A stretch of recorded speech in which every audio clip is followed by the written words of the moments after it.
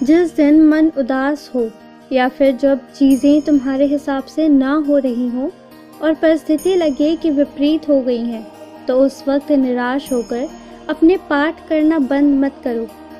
जैसे नियम पूर्वक पूजा करते हो ना, खुश होकर, खुशी वाले दिन विश्वास से, वैसे ही पूजा मुसीबत वाली घड़ी में भी करनी चाहिए, क्योंकि तुम जानते हो अगर उस वक्त तुम विश्वास रख लोगे तो समस्या टल जाएगी। बेशक वो समस्या तुम्हारे द्वार तक तो आएगी, लेकिन अंदर नहीं आ पाएगी। इसलिए जब भी मुसीबत आए या निराशा छाए तो उस वक्त पूजा करना मत छोड़ो। बैठो और ध्यान लगाओ और मन से पूजा करो और अपने साईं, अपने भगवान पर विश्वास रखो।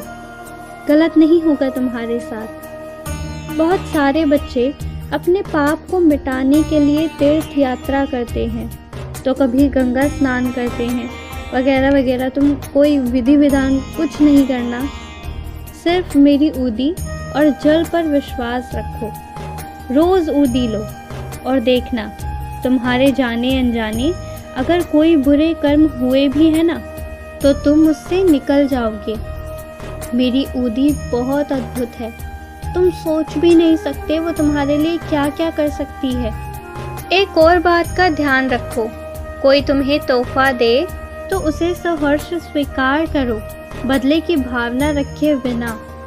क्योंकि एक बात पता है, तुम्हारे पास जो भी आता है, माध्यम भले ही अलग अलग लोग बनते हैं, लेकिन मेरी जो इच्छा होती है ना तुम्हें भेंट देने की, वो मैं दिलवा देता हूँ।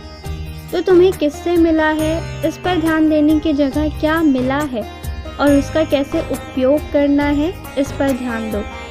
क्योंकि मैं भेजता हूँ तुम्हारे पास, मेरी मर्जी के बिना तुम्हारे कमरे में एक चींटी भी प्रवेश नहीं कर सकती।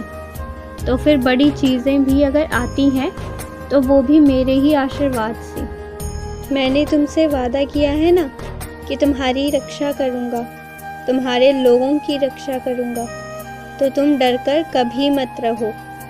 और ऐसे छुप छुप कर जो मन ही मन रोते हो ना, वो भी बंद कर दो। मुझे तकलीफ़ होती है तुम्हारे आंसुओं से। बड़े नाजों से तुम्हें इस धरती पर भेजा है ताकि तुम अपना नाम रोशन करो और उसके साथ साथ अपने साईं का भी।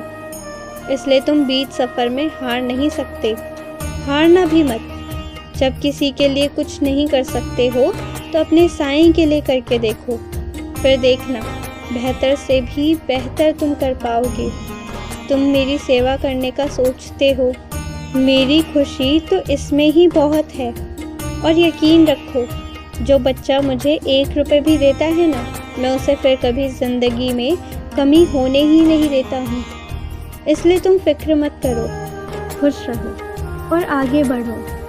सब सही हो जाएगा, थोड़ा सा समय दो, तुम्हारा कोई नुकसान नहीं होने दूंगा।